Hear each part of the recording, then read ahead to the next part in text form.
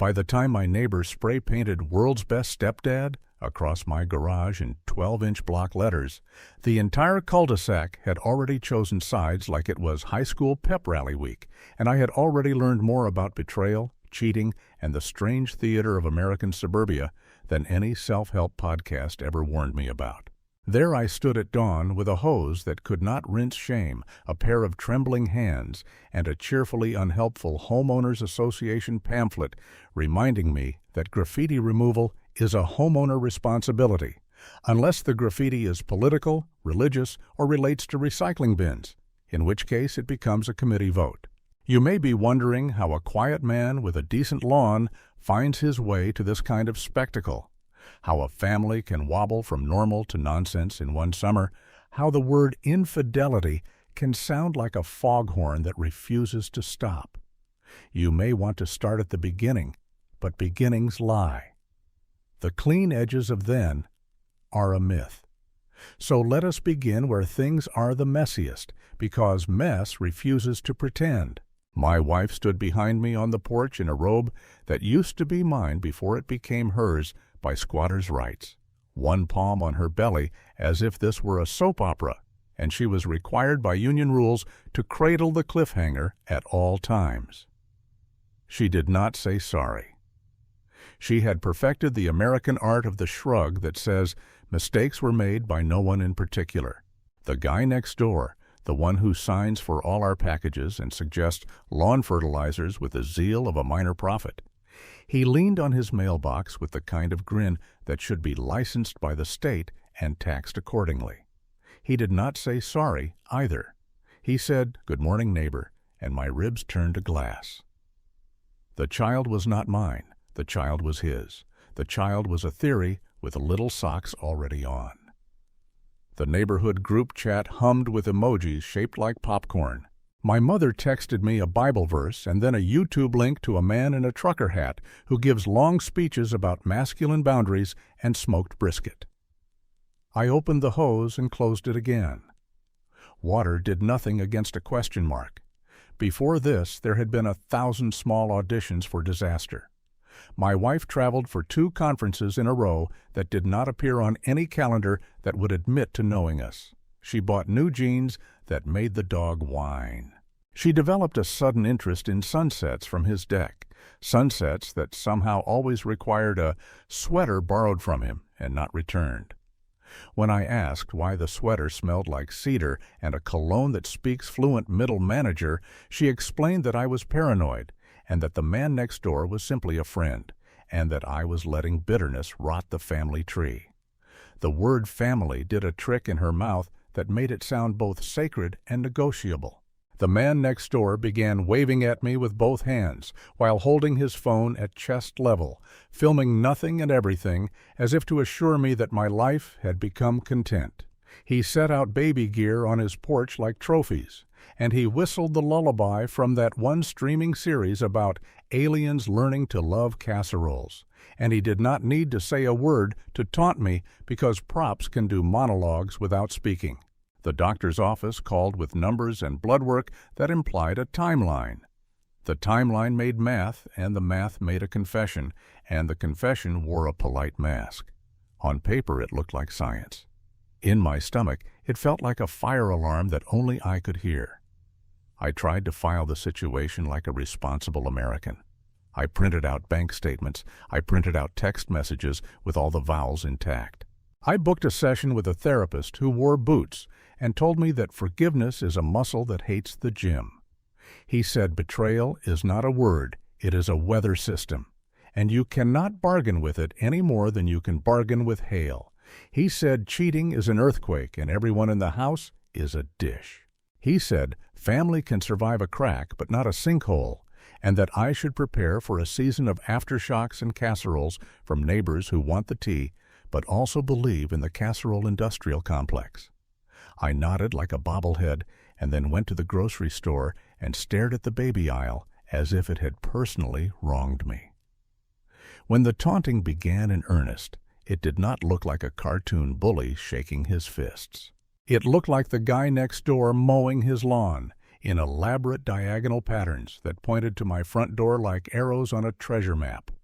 It looked like a crib delivered to his porch with my last name accidentally on the shipping label, since our addresses differ by one letter and shared fate. It looked like him hosting a cookout for his co-workers and laughing loudly at jokes I could not hear.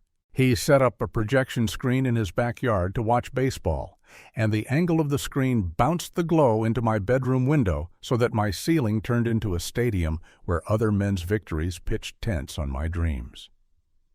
He waved again. He waved always. He waved like a man auditioning to be a hurricane flag. Meanwhile, my cheating wife baked banana bread and said that she planned to co-parent, and that the word co has never hurt anyone. She said infidelity is not a death sentence if everyone signs up for a new curriculum. She said we could be pioneers of a reimagined family, and that horror movies are always written by people who cannot imagine innovation. I installed a taller fence. The fence company sent me an inspirational quote about boundaries that made me want to chew the wood for nutrients. The man next door said the shade from my new fence was excellent for his heirloom tomatoes, which, as it happens, were thriving, the way that some things thrive precisely because you are suffering. I began to count the ways America offers consolation prizes. There are gym memberships for rage, and legal consultations for grief, and podcasts for the injured that promise to turn pain into brand identity. There is a church down the road where the pastor does a 3-part series on forgiveness with a fog machine, and I sat in the back and listened to the smoke talk. There are group chats with men who lift weights like they are punishing the earth, and they will tell you that cheating is the oldest plague, and that betrayal is a crucible, and that family is a fortress if you pour concrete into your heart. I tried a little of everything. At night, I refreshed the custody laws of my state, even though there was no child with my face, only a question mark on my garage, and the echo of laughter floating over the fence line.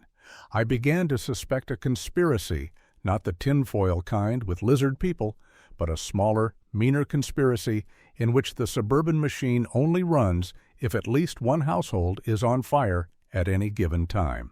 The HOA loves a scandal because scandal drags the board to meetings, and meetings increase dues, and dues fund new signage that declares our neighborhood a community of values, as if values can be zip-tied to a post. The taunting was not just personal anymore. It was civic theater. The man next door was not a man, but a script, and my cheating wife was not a wife, but a public service announcement.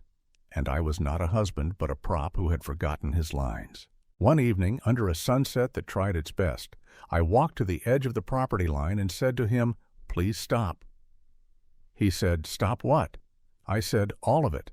He smiled and said, "This is America, and I am simply enjoying my yard." And the way he said America made me want to change the subject of America to something quieter like laundry machines. Which brings us back to the morning of the paint. I looked at the bright letters on my garage and understood that silence had become a permission slip for humiliation. The hose hissed out a thin surrender. My cheating wife cleared her throat, and in that moment I decided to reverse the narrative.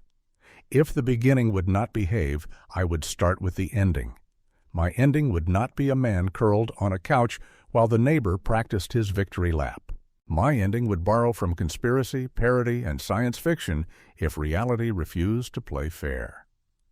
I put down the hose, walked inside, opened my laptop, and began to write a plan so absurd it circled back to logic. I wrote a calendar of staged scenes that would turn the cul-de-sac into a haunted documentary and make his taunting feel like whistling past a graveyard he accidentally landscaped himself. I would stage noises at odd hours, lights synced to broken patterns, speakers with whispers in the hedges, a choreography of embarrassment so elaborate that the HOA would create a new subcommittee called the Uncanny. I would become the folklore of my own street. If he wanted a show, I would give him a genre he could not name. If my family had been made into content without consent, then I would produce the sequel. You may consider this petty. You may consider it the opposite of therapy. You may consider that forgiveness still exists somewhere between the fridge magnets and the receipts. Forgiveness may come later. For now there is survival, and survival sometimes requires spectacle. The words betrayal, cheating, and infidelity are heavy, but they can also be props, and I was tired of being the only prop that did not move. The child would arrive regardless of my dignity. The neighborhood would gossip regardless of my silence. The garage letters would fade, but not quickly. So I turned the page and addressed the reader of my life directly. I said, "Welcome to the last week that I will be the quiet one." The next chapter begins with a rehearsal of chaos. Please silence your phones. The show will start at dusk. Dusk arrived with the punctuality of a utility bill, and I was ready. If the man next door wanted life as content, I would give him content that does not monetize. The plan had 4 pillars because Americans trust 4s. 4 food groups, 4 seasons of a prestige drama before the writers get bored, 4 tires on the car, 4 horsemen if you like your metaphors loud. Pillar 1 was sound. Pillar 2 was light. Pillar 3 was rumor. Pillar 4 was principle, because every prank needs ethics or it will dissolve into cruelty. And I wanted artistry in my revenge, not merely noise. I am not a monster. I am a citizen. I am not dismantling a family. The family was dismantled already by decisions that smiled as they cut. My tools were legal, my methods were theatrical. I wanted a parody so elegant that it would force everyone to see the script they had been performing. For sound, I bought small weatherproof speakers and tucked them in the hedge that divides our properties. At midnight they whispered just above human hearing, the way stores pipe cinnamon. The whispers were not threats, they were questions. Are you sure the tomato cages are level? Is the nursery paint low VOC? Does your garage door sound different tonight? At 1 a.m., the soundtrack switched to a distant lullaby composed of off-tune piano keys, the kind of melody that says happiness is possible, but today is not the day. At 2 a.m., there was silence, which is a sound if you do it right. I did not want to terrify. I wanted to erode certainty. I wanted him to look at his porch and wonder whether the universe had decided to notice his grin. For light, I bought smart bulbs, an motion sensor, and a cheap projector shaped like a garden rock. The projector did not display ghosts or threats, only abstract shapes that pulsed in slow breaths across the fence, as if the neighborhood had a heartbeat. On the first night, the shapes were indigo and barely there. On the second night, they were a little brighter. On the third night, they resolved into a faint pattern like raindrops on a windshield that was not wet. His yard looked like a planetarium where the constellations had lost their job descriptions. He came outside each time, stood with his hands on his hips, and squinted at the air as if squinting could negotiate with pattern. He did not wave. Progress. For rumor, I visited the HOA forum, which is to say I walked into a small room where reality is rented by the hour.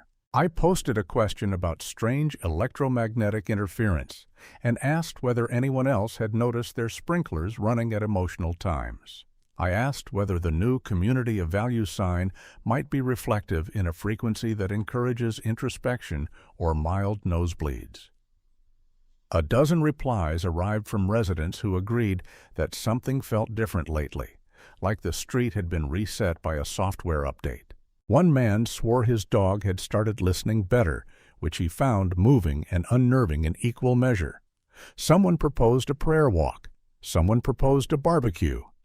America always proposes either prayer or barbecue when the abyss opens its mouth. The taunting slowed. Instead of whistling, the man next door checked his porch camera footage and paced. He called a friend. He called another friend.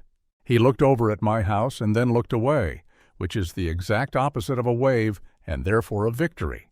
My cheating wife watched all of this with the blank curiosity of someone observing weather on a channel she did not subscribe to. She had found an online group about collaborative co-parenting and begun using phrases like shared vision board and multi-household rhythms. She said we could host a shower that was not a shower but a mutual lifting of community baskets. I said I was busy with work. I did not lie. Work had become my full-time job as a stage manager of the uncanny. So far, so strange. But what is parody without a reveal? Pillar 4 was principle, and principle demanded that I not merely prank a neighbor, but also name the wound. At the next HOA meeting, under fluorescent lights that make everyone look like they are telling the truth, I requested the floor. I spoke calmly, the way therapists teach you to narrate your breath as if your breath is a toddler who must be coaxed into a car seat. I said that I wished to address the recent trend toward spectacle. I said some of us have been living within a storyline not of our choosing, a storyline in which betrayal is treated as neighborhood entertainment, in which cheating becomes a spectator sport, in which infidelity is a punchline at the mailbox. I said that family is not content. I said that if anyone wished to discuss my garage or my lawn or my marriage, they could do so with me directly in broad daylight and not by committee and not by gossip. I did not mention names. I did not have to. The man next door was present, wearing a polo shirt the color of victory. He stared at the agenda until the agenda looked away. Then I did the conspiracy part. I held up a printout of the HOA bylaws, the ones that no one reads because they assume lawyers are guarding the gate. I pointed to a clause about nuisances that includes visual harassment. I pointed to a clause about signage that includes temporary messages. I pointed to a clause about community cohesion that includes repeated intentional acts that diminish the quiet enjoyment of adjacent property. The room leaned forward. I said that waving is a constitutional right, but taunting with props and paint falls under the jurisdiction of common courtesy and also under the jurisdiction of this very document. I said I would not name names, but I would name behaviors, and I did calmly, with dates and times and photographs printed in grayscale so they looked like history. I proposed a new committee called Neighborliness and Its Discontents. The motion passed to discussion. People love new committees because it gives them something to chair. By the time the discussion circled the drain, a resolution had been drafted that said, "We aspire to kindness." Resolutions do not change hearts, but they write down the moment a neighborhood discovered it has one. After the meeting, he cornered me beside the refreshment table, where store-brand cookies die nobly. He said I was being dramatic. I said drama is a mirror held at an angle. He said I was humiliating him. I said that is the interesting part, because I had not mentioned him, and yet he felt seen. He said he would sue me for harassment. I said we have both been sued by our own choices, and the jury is the street. He said none of this changes the fact that the child exists. I said I had never denied the child, and I would not deny any child. I said the child is not a weapon. I said the child is the only innocent line in a script full of edits. He did not answer that. He walked away without a wave. I took a cookie and did not taste it. Back at home, my cheating wife asked how the meeting went, and I told her that neighbors were complicated and bylaws are poetry written by insurance. She laughed and then did not laugh. She said she felt accused by a weather pattern. She said she did not enjoy being a symbol. I said then perhaps we should stop living like symbols. I said we could tell the truth like people who know their own voices, not like figures in a cautionary tale. I said that if she wanted to co-parent with him, she could do so without staging my porch as a rival stadium.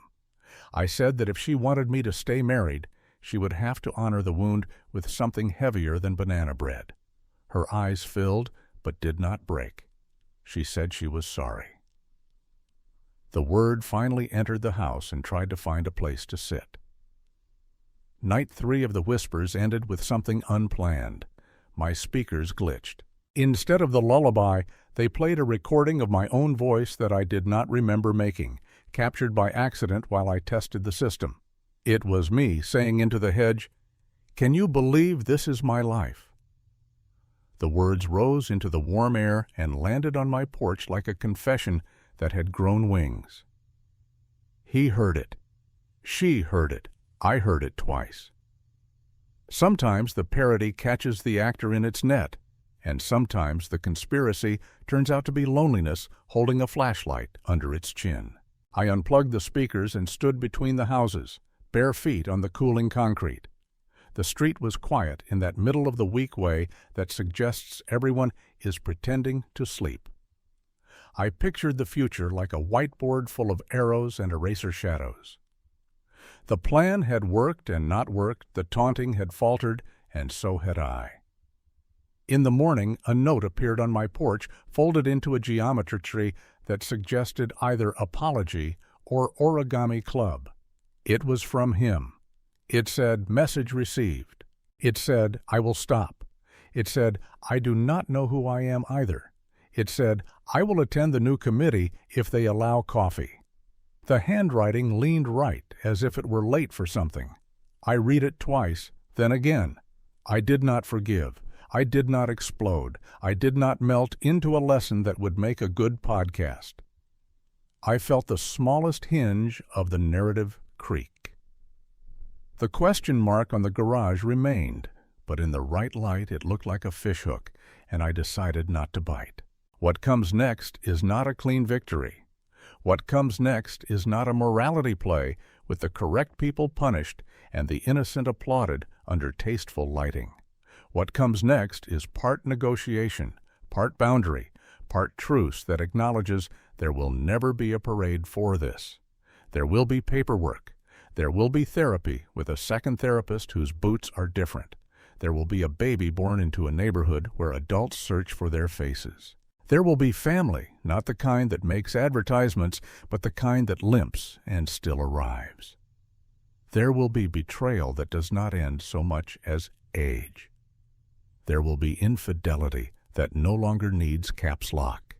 There will be a man with a hose who finally gets the paint to fade until the question mark looks like a bend in the road.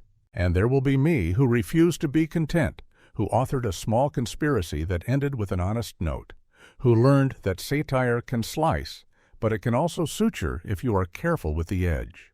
By the third month of this circus, the neighborhood had settled into a rhythm that felt both ridiculous and inevitable, as if betrayal and cheating had been added to the city's official zoning plan. Garbage pickup on Mondays, lawn services on Wednesdays, family drama every Friday evening on my block. The man next door had stopped the blatant taunting, but his absence of malice was itself a new kind of performance. He no longer waved, no longer smirked, no longer paraded baby strollers past my driveway, but the silence he maintained felt scripted, like a parody of neighborly peace, and everyone could see the gap where the noise used to be. My cheating wife walked around as if her belly was not just carrying a child, but also carrying a conspiracy theory that the universe itself had authored. She attended prenatal yoga. She read books about co-parenting with phrases like parallel households and child-centric boundaries. And she came home talking about family in a way that sounded like a sales pitch for a product we had never ordered. I drank coffee until my hands shook and reread American divorce blogs that treated infidelity like a brand of detergent. Messy, but solvable if you buy the right package. The parody of suburban life deepened. At the 4th of July barbecue, our block looked like a Norman Rockwell painting until you tilted your head 10 degrees.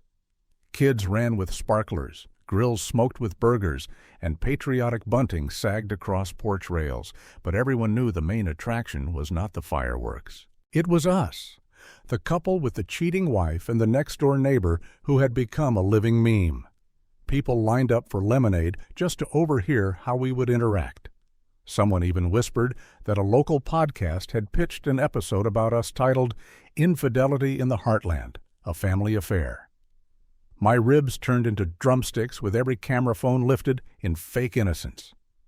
I laughed too loudly at a dad joke about potato salad. I laughed until my jaw ached, because in parody, sometimes the only weapon left is laughter that cuts like glass. But inside, conspiracy thinking grew vines. I began to suspect that this was no ordinary neighborhood feud. What if the man next door had planned this from the beginning, not just a one-time betrayal, but a generational conquest? What if he had read old self-help manuals that suggested dominance begins at the fence line? What if the entire street was his experiment in infidelity, taunting, and social theater? The paranoia had a distinctly American flavor. Big box stores, talk radio, and late-night conspiracy forums where men in baseball caps discuss whether family law is secretly run by a cabal of divorce attorneys who moonlight as HOA presidents. I sat in my car with the windows rolled up, scrolling through theories until sunrise, convinced that my humiliation was not personal but systemic. Cheating was the tip of the iceberg. Betrayal was the operating system. Family was the smokescreen. So I escalated my parody campaign. If sound and light had made him uneasy, if HOA bylaws had made him squirm, then it was time for narrative inversion. I began planting stories, little fictions that would drift through the cul-de-sac like pollen. I told the mailman that I was auditioning for a reality show called Suburban Betrayal, and that cameras would soon arrive. I told the lady across the street that the baby was part of a sociological experiment run by a university in Oregon. I told the teenagers on skateboards that aliens had impregnated half the town, starting with my cheating wife, and that the neighbor was simply their chosen messenger. Soon, rumors tangled into each other until no one could tell which betrayal was true and which infidelity was folklore. My lawn became a mythology. Neighbors tiptoed past my driveway, whispering about conspiracies that made even me laugh. And yet the man next door flinched every time a car slowed in front of his house, wondering what people thought they knew. That flinch was my applause. My cheating wife confronted me one evening, her eyes wet but sharp. She said this parody was childish, that our family was already broken enough without me playing director of chaos. She said betrayal had to be mourned, not mocked. She said infidelity was a wound, not a comedy sketch. She said the baby deserved peace, not satire. And for a moment, standing there in the kitchen with her hands clutching her belly, I saw the truth of it. But then the neighbor turned on his porch light at that exact second, illuminating us like a stage play. And I remembered that peace was not an option when you were forced into a theater you never auditioned for. I told her that if she wanted quiet, she should have chosen quiet. I told her that parody was the only way left to reclaim dignity, because when betrayal writes your script, you either improvise or collapse. The night ended with me sitting in the backyard, staring at the sky, imagining a version of America where infidelity was illegal, betrayal punishable by exile, and family a fortress that could never be breached. A parody world, yes, but a world that made sense.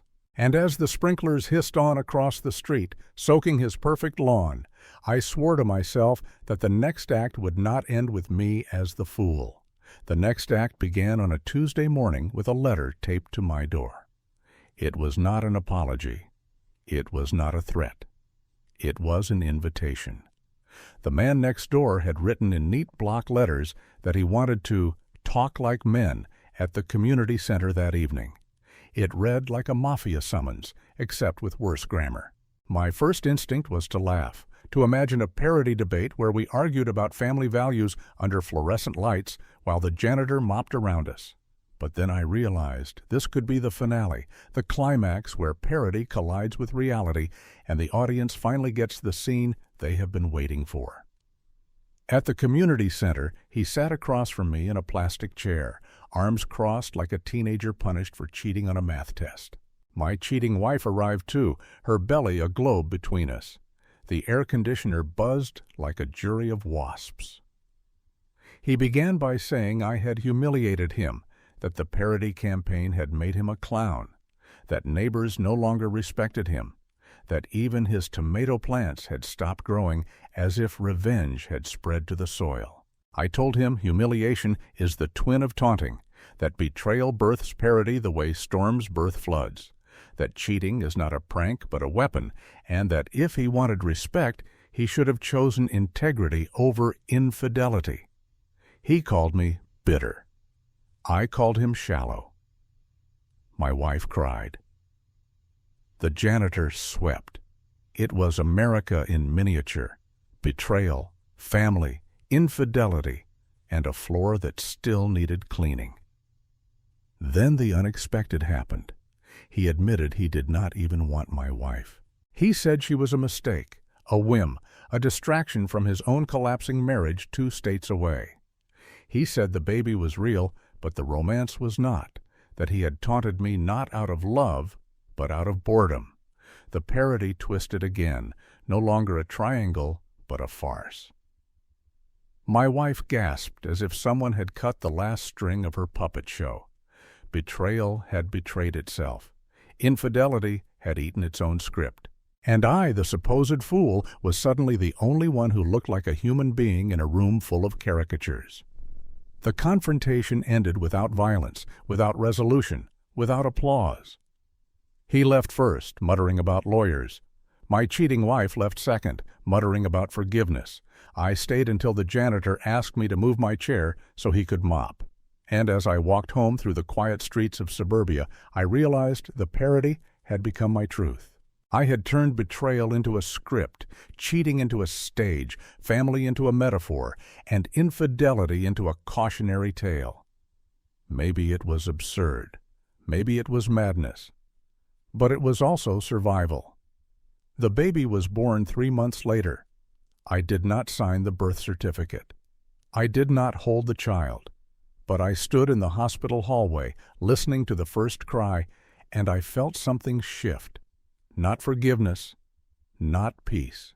Something stranger, like the end of a conspiracy when you realize the truth is both more boring and more complicated than you wanted it to be. The man next door moved away within a year, leaving behind a for sale sign that squeaked in the wind.